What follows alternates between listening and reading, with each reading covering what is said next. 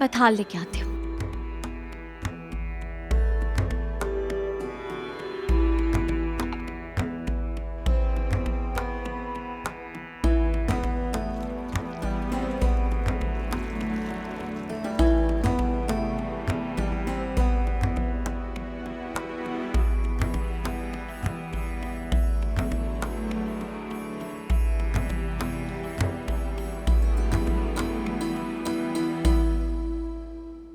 आज मैं बहुत खुश हूं कि तुम दोनों के बीच में जो भी शिकायतें थी सब दूर हो गई और तुम दोनों फिर से एक हो गए।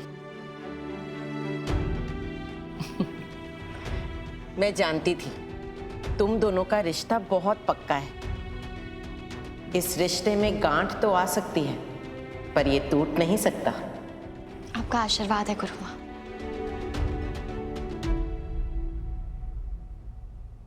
आप दुखी मत होइए।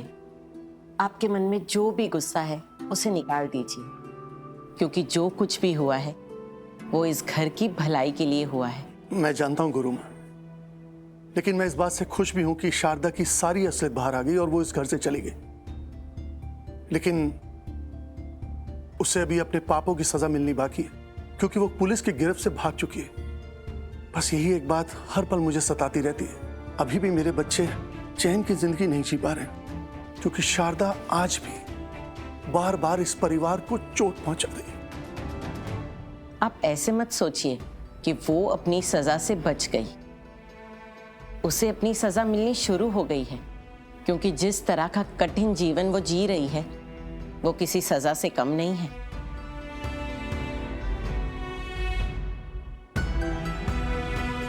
प्रतीक, इधर आइए।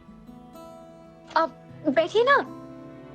आपको पता है आपके आशीर्वाद से हमारी शादी में जो भी प्रॉब्लम्स थी ना वो सब ठीक हो गई हैं। अब मेरे हस्बैंड सिर्फ मेरे हैं, तो आज की पूजा में मैं भी हिस्सा लूंगी। देखा गुरु माँ, दिव्या कितनी बदल गई है।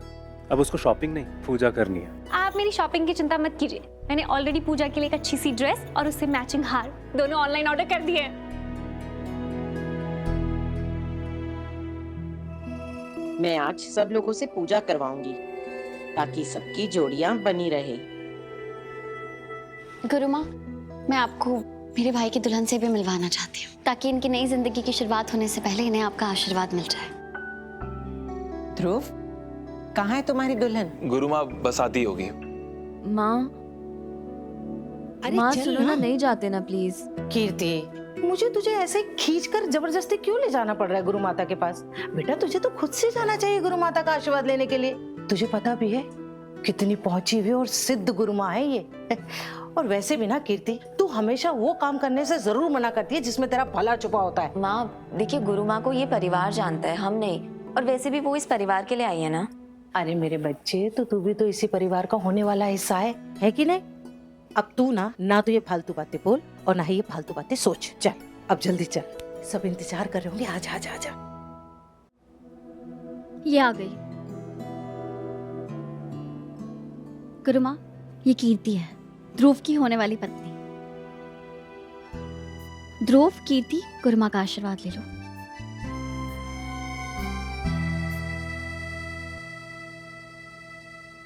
ध्रुव जी। क्या शादी के बाद भी तुम अपनी बहन के ससुराल में रहोगे? नहीं गुरु माँ, दीदू की हेल्प से हमारा घर वापस मिल गया है, तो मैं वहीं शिफ्ट हो जाऊंगा। ये तो बहुत अच्छी बात है, क्योंकि शादी से पहले लड़का और लड़की का एक ही छत के नीचे रहना अपशगुन माना जाता है। जैसा आप कहें, मैं कोशिश करूंगा कि जितना जल्दी हो सके मैं घर छोड़ के वहां चला जाऊं। गुरु माँ, अब आप यहाँ आई गई है तो इन दोनों की शादी की शुभ तारीख आप ही निकाल दें। जरूर।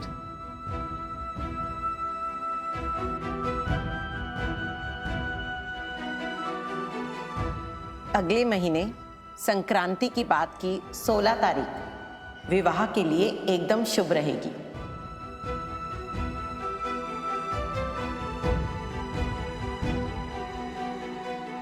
ठीक है, मैं सबका मुंह मीठा कराने के लिए मिठाई लेकर आती हूँ। ध्रुव, तू भी कीर्ति के लिए कोई शगुन ले आ। ठीक है, मैं लेकर आता हूँ।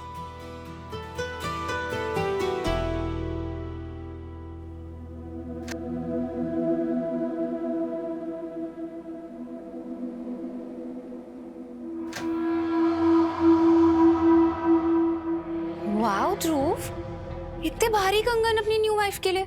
तुमने मुझे तो एक हल्की सी रिंग दे दी थी। नॉट फेयर ध्रुव। अरे यार, मैं भूल कैसे गया कि मेरी खुशी के हर पल में सबसे पहले ताने मारने का हक तुम्हारा होता है। नहीं ध्रुव, मैं कोई ताना नहीं मार रही हूँ। मैं जेन्युइनली तुम्हारे लिए खुश हूँ कि तुम आगे बढ़ रहे हो और फाइनली तुम्हें तुम्हारा प्यार जो मिल गया है। कम ऑन उन्नति, इस घर में सबको लगता है कि तुम बदल गई हो, वही चुलबुली सी उन्नति हो गई हो जो सबसे प्यार करती है, पार्टी वार्टी करती है। लेकिन मैं ना तुम्हारी रग रग से वाकिफ हूँ और मैं अच्छे से जानता हूँ कि तुम अभी भी वही बदतमीज और बिगड़ी हुई लड़की हो। तो एक काम करते हैं ना, थोड़ा प्रेटेंड करते हैं ताकि सबको लगे कि मैं तुम्हारी खुशी में खुश हूँ और तुम मेरी खुशी में।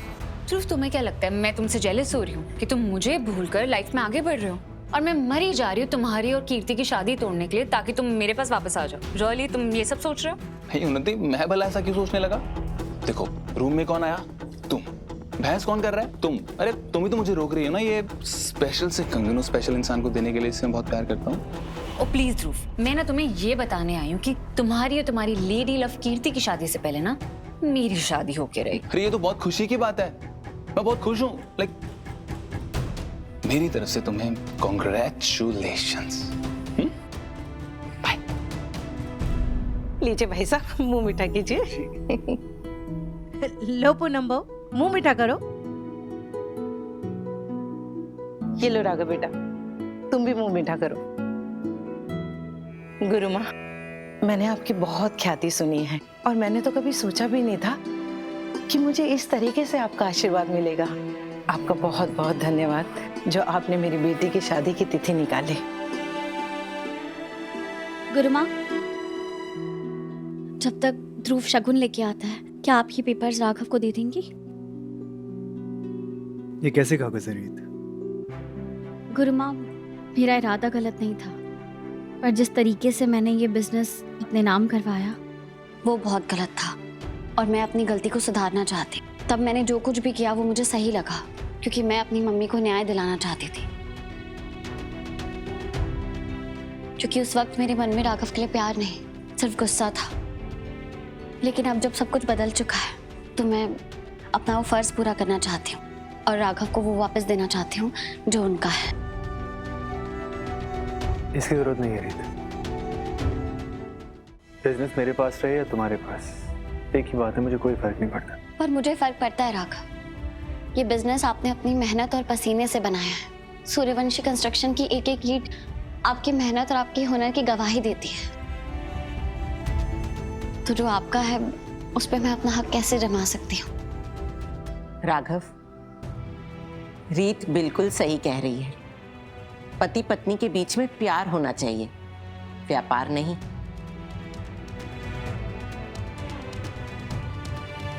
लो, तुम ये रख लो।